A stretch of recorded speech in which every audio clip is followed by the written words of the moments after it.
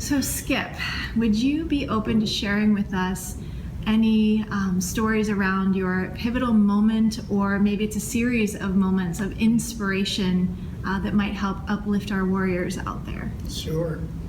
I think my first pivotal moment of inspiration was when I got sober for the first time 10 years ago. And this weight was lifted off of me. I felt light. I felt coming out of a dark space for years and years of alcohol and drug addiction. And being a fitness professional, I was very much in denial. I was very much into hiding. I was very much into living a lie. And once that lie was released, and once I realized that I was dealing with addiction, coming out of that brought a big light, and I felt like it could really be authentic. And then after about 9 months of sobriety, I found a place called Agape International Spiritual Center, which my spiritual teacher is Michael Bernard Beckwith. And walking into that place of absolute love, I knew that I was home. I found a space where I could be myself. I found a space where I did not have to continue to condemn myself. I found unconditional love. When I mean unconditional love, I mean this space was filled with such a high vibration that when you walked through the door, you were just overpowered with so much energy. The other thing I realized too, in that space of feeling love outside of me, I realized that love was inside of me. And then it became of an aesthetic pleasing of knowing it was in myself. So that joy that I was feeling that was outside of me was actually inside of me. It was being activated. I began to take classes. I began to go through studies and classes to become a licensed spiritual counselor, and we also call them practitioners. And I began to realize that my life was about being of service. And that was a big shift, because up until that point, it was about what I could get. And I realized it was about, I'm here to give. I'm here to give. So pivotal moments, when that began to shift, my technique of training my clients and training my students and how I taught and how I lived really shifted into a deeper awareness of the impact I could have on this planet. And I started to see things change around me. I started seeing people coming towards me going, I need what you have. And I realized I was making a huge impact. And from that space of inspiring others, I became even more inspired. So I would say that was probably the biggest pivotal moments. And right now I'm going through another awakening about sobriety again. And again, it's bringing to a deeper awareness of why am I here? I'm here to be of service. So what wisdom would you share with anyone out there watching you right now that maybe finds themselves in a dark place like that, where you once were? The first thing I would say, don't give up. Because sometimes it gets very dark and you feel like, what's the use? So don't give up, and continue to know that you're on a journey. And we can't have a testimony without a test. So you're going through these very challenging times, these dark spaces, so you know what the light is. And the truth be told is that the light and the dark are actually the same. It's just on different spectrums. And I believe that the universe is created in that way so we can understand that it's all connected. It all has a purpose. And I always believe that every moment brings us to the next moment. Every journey, everything, every challenge, every trial that we've gone through makes us stronger. There's something called the law of emergence. And the law of emergence means that everything brings us to a place of something's emerging out of this. So I never ask why. I always ask, what is seeking to emerge from this situation? What am I to learn? What am I to grow? How am I to grow from this? So that allows me to be always in a place of infinite possibilities. And I believe that whatever you're going through right now, there is a greater awakening and awareness that's coming forth in this moment and in the next moment, and it's going to keep building. So just keep moving through it. Keep moving through. That's beautiful. Thank you for sharing so much.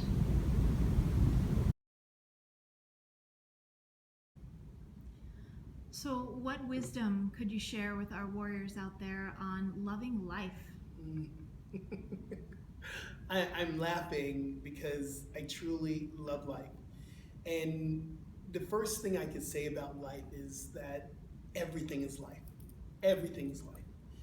Every moment, every second, every breath, every encounter, that's a part of life. And I have a saying that life is good. And I believe that, and that is my affirmation, that life is good. No matter what it appears to be, life is good because everything is working for my highest good. And in that space of life, and I also call it God, I call it universe, I call it love energy. And in loving life, it's absolutely touching the love within yourself. Understanding that we are connected to life, life is connected to us. Therefore, we're connected to everything. And in the vast oneness of it all, it's all incredibly good.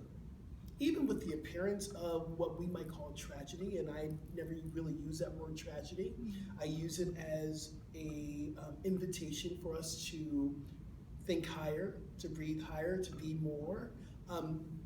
So in that place of loving life, there is a space within us that is activating love. There's a space within us that is coming forth for us to really enjoy. It's also a celebration.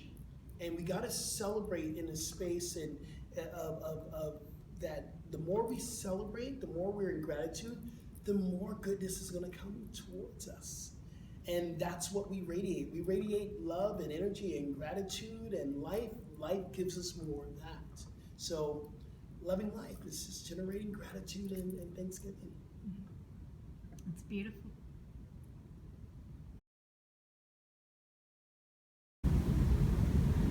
Hey, Skip, what wisdom would you like to share with us based on your experiences, your life journey with regards to loving others? So what I've learned about loving others, it's easy to love when someone's lovable. My biggest journey is loving people I have challenges loving. That's where the real challenge and the real lesson of loving others really come from. It's easy to love someone when someone loves you, but really beginning to generate what that unconditional love is all about. Can you love someone that you know does not like you? They might not like you for being black, being gay, being straight, being a woman, whatever. But are you able to love in a situation that is deemed unlovable? The biggest lesson of love, it's not, I think it's a part of the feelings that we feel. We feel that love, that energy within us. We feel in the heart chakra, we feel it. But love is an action. Love is a verb. Love is what we do. And it's not what we say, because we can say, I love you, and then the next thing you do might be very unlovable. Love is an action. Love is a verb. So to love others, I want to show love. I want to be that vessel to give love. And it's not always easy. It's not always easy when I'm driving down the 405 and then someone's cutting me off and I just want to go, but then I'm reminded that every situation that we encounter, it's either a call for love or a reminder of what love is. The other thing about loving others, and when I have issues with loving, I'm in fear. Fear and love cannot live within the same space. So when I'm finding myself being unlovable, I recognize I'm in fear. Then I can go to a place and ask myself, why am I in fear around this person or this thing or this place? What's coming forth? Then when I can deal with it and process it, I'm able to go back to love. I think loving others is a practice. It takes practice. It's just like when we lift the weights and we do the muscles and we do the loving is a practice, and we get better when we do it more and more and more. Sounds like you really have to be willing to be honest with yourself. You have to be willing, yes. and the other thing too is, this is huge, and this is, I probably should have started with this, but you can't love others if you're not willing to love yourself. Self-love is the anchoring of love.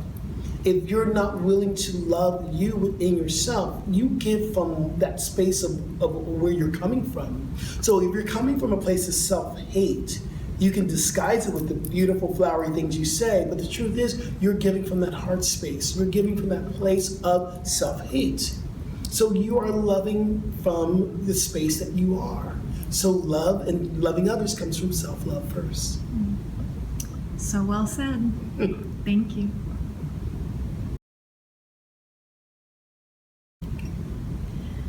So would you be willing to share with us, this may be the hardest question of the group, but what have you learned over the course of your life experience with regards to loving yourself? That is something I'm still gaining knowledge about. So what I've learned on this short journey of self-love, and I can say it's been maybe the last 10 years of learning what that really means, that understanding that I'm a divine being, I am a spiritual being having a human incarnation. And on the human level, on the human incarnation part, there are parts of me that I do not like. There's part of me that can be deemed to be ugly or not so beautiful. And that is just the human condition.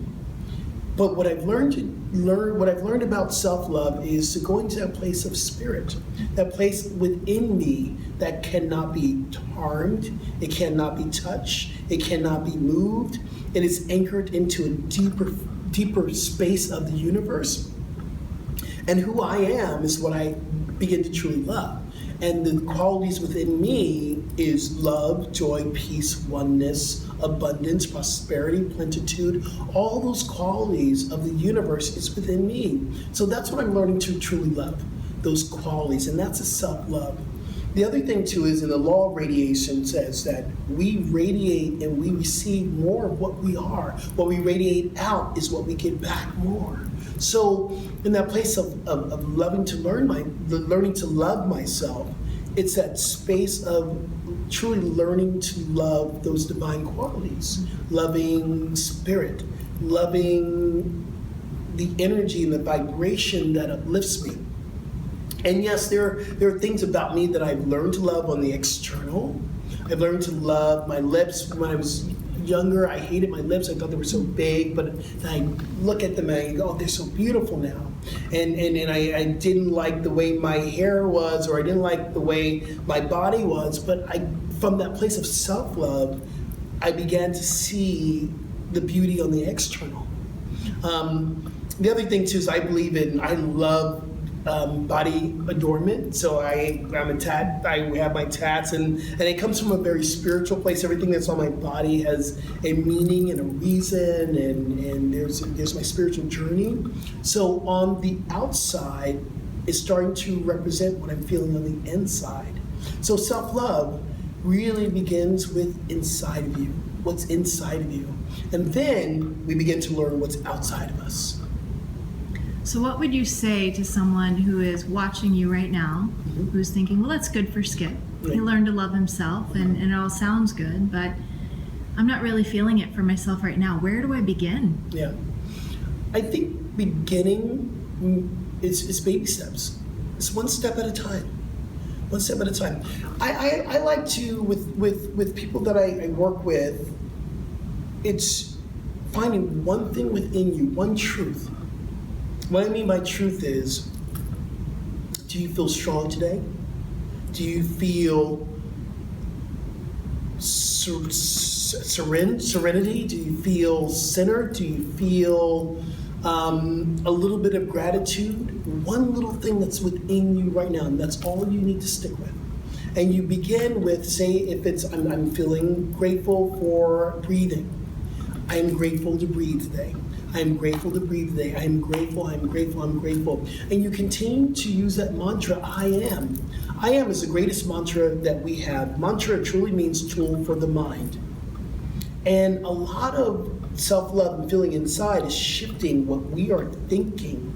And we're thinking these old thoughts that have been taught to us.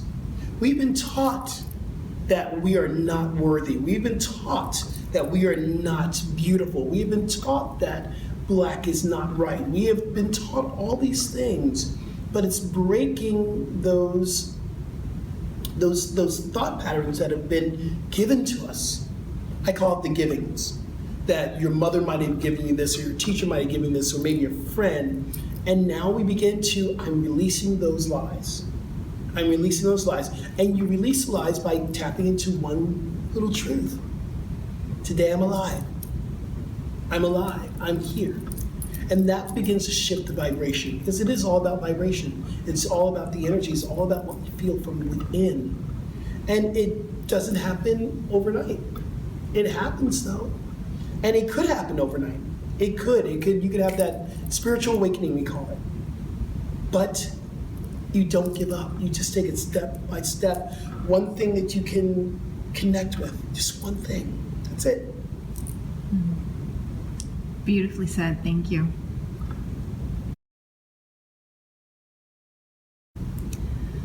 Hey, Skip, I've got a challenging question for you, because I think this one's a tough one for all of us. Right.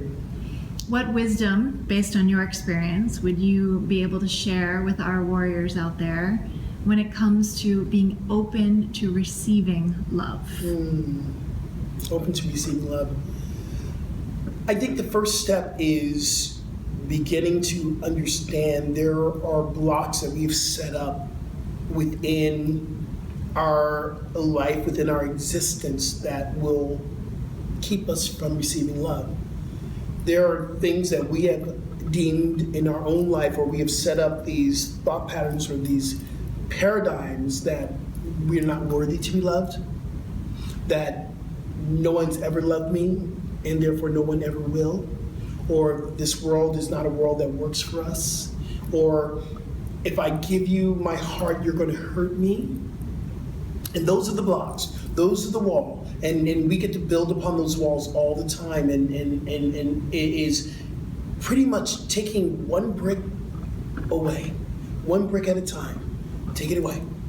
And begin to understand that if we receive love, we're able to connect with true fellowship, true connection. What I believe is everyone on this earth is looking to connect to something, someone, to feel a part of something. But you're not going to truly feel a part of something if you're not willing to receive love. One of the things I've learned as a fitness professional, as a motivational speaker, one of the things that I did early on was I was very good at helping other people, but I wasn't good at helping myself. I was good at showing other people how much I care for them, but when they would show me, I would run away. Because I was blocking their love, protecting myself. The ego, and I think the ego is a very, very big part of it, because the ego is not a bad thing. I never ever want to take the ego away, because we need the ego.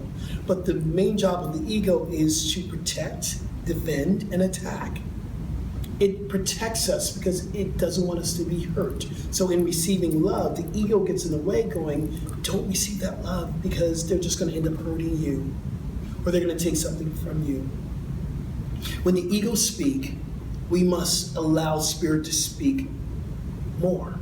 So you hear the ego, and the ego says, oh, don't trust that person. You know, I hear you, ego, thank you for protecting me. But the truth is, I am part of the universe that works for me. So in that space, again, it's a practice. It is such a practice of receiving love. And it might just come from the place of connection, of just maybe shaking someone's hand or giving a hug. If you have an issue with that, that might be your first step. Or looking someone in the eyes and smiling back. It's a practice, and we get better as we practice. Something else in the law of circulation. What we freely release will freely come back to us, and vice versa. It works. It's like breathing.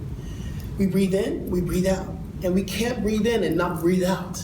Same thing with the true place of receiving love, is that we must receive so we can freely give. So in that space, understanding that everything is a spiritual practice, receiving love is a spiritual practice. And that allows us to elevate. And I love you call your community warriors, because we are warriors. But warriors of love, of karma, of forgiveness, of peace, all that requires us to be receivers of those qualities as well. So it's a practice. Thank you so much for the beautiful words and for sharing your wisdom.